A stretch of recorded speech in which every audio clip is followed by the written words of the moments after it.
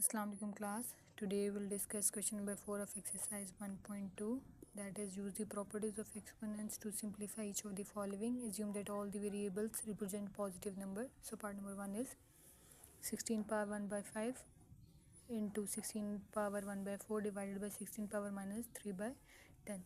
So basically हमने यहाँ पे एक्सपोनेंट्स की प्रॉपर्टीज़ यूज़ करनी है और इसको सिंप्लीफाई करना है. सबसे पहले आप देखें ये दोनों टर्म्स एग्जैक्टली सेम है. सो इनकी बेसिस सेम है. सो हमने पिछले क्वेश्चंस में पिछली वीडियो में डिस्कस किया था, अगर बेसिस सेम हो तो पावर आपके पास ऐड हो जाती है. मीन 16 दो बार है और इसकी बेस सेम है. इसको बोलते हैं बेस. पावर के नीचे जो टर्म है ये बेस है. सो उसको एक बार लिखते हैं एंड इनकी पावर्स को ऐड कर लेते हैं. That is 1 by 5 plus 1 by 4 divided by 16 power minus 3 by 10. अब आप डायरेक्ट कैलकुलेटर पे लिखोगे 1 by 5 प्लस 1 by 4 तो आपके पास आंसर आ जाएगा 9 by 20 divided by 16 power minus 3 by 10. अब यहाँ से आपको आइडिया हो जाएगा कि ये दोनों डिवीजन में भी तो सेम है, बट हम जब basis same power add property apply करते हैं वो मल्टीप्लिकेशन में अप्लाई करते हैं. सो आप क्या करेंगे, इस डिवीजन वाले टर्म को ऊपर शिफ्ट कर लेंगे. और ये भी हम डिस्कस कर चुके हैं पिछली वीडियोस में कि जब आपके पास टर्म माइनस में हो पावर और आपके पास वो ऊपर शिफ्ट हो जाए, मल्टीप्लिकेशन में चेंज हो जाए, सो उसकी पावर क्या हो जाती है, पॉजिटिव हो जाती है. अगर नेगेटिव है तो पॉजिटिव हो जाती है और अगर पॉजिटिव है तो नेगेटिव हो जाती है. Again basis same power add हो जाएगी आपके पास. एक बार 16 लिखेंगे, 9 by 20 प्लस 3 by 10. अगेन आप कैलकुलेटर पे इसकी लोगे 9 by 20 प्लस 3 by 10 तो आपके पास वैल्यू आ जाएगी 15 by 20.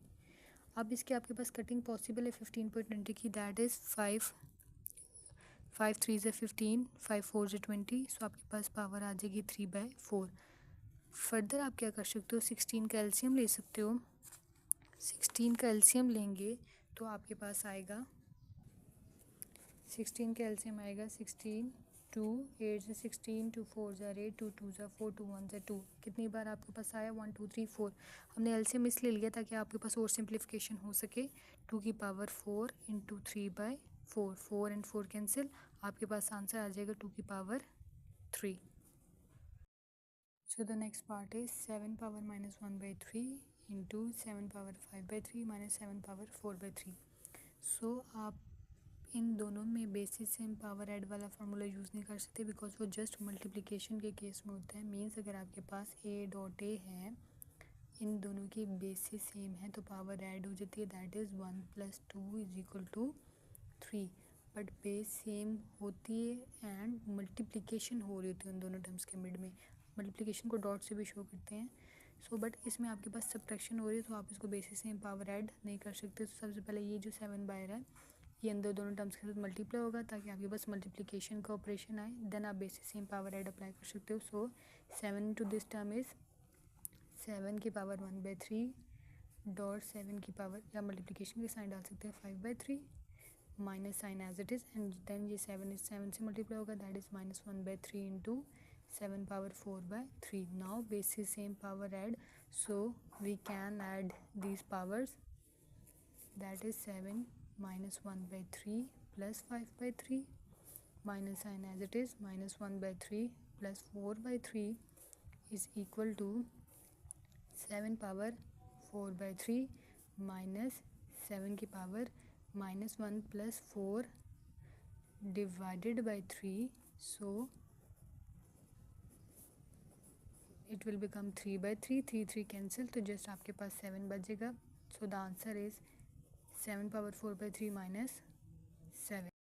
So the next part is 2 की power 2 by 3 dot 2 की power 1 by 7 divided by 2 की power 1 by 2. So again first term में बेसिस सेम है तो 1 by 2 लिखेंगे एंड इनकी पावर्स को ऐड कर लेंगे. प्लस 1 by 7 डिवाइडेड बाई 2 की पावर 1 by 2. देन आप इसको डायरेक्ट कैलकुलेटर पे करोगे 2 by 3 plus 1 by 7. So it will become 17 by 21 divided by 2 की पावर 1 by 2.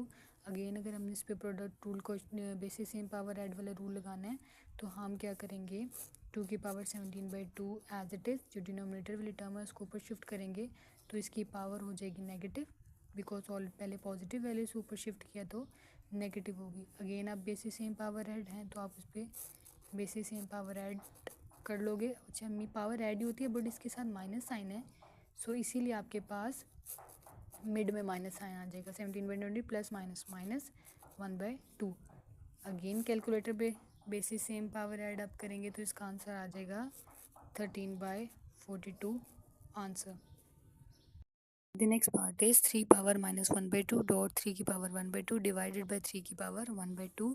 सो अगेन 1/3 लिखा बिकॉज बेसिस सेम है, पावर ऐड हो जाएगी 1/2 प्लस 1/2 डिवाइडेड बाई 3 की पावर 1/2। सो जब बेसिस सेम होंगी तो -1/2 प्लस 1/2 जब आप ऐड करेंगे बिकॉज आपके पास सेम वैल्यूज़ हैं विद ऑपोजिट साइन तो कैंसिल हो जाएंगी, जस्ट आपके पास 3 की पावर 0 बचेगी एंड नीचे आपके पास 1/2। अब किसी भी टर्म की अगर आप पावर 0 ले लो तो आपके पास इक्वल होती है 1 के। सो यहाँ पे आपके पास जस्ट बचेगा 1 डिवाइडेड बाय 3 की पावर 1/2।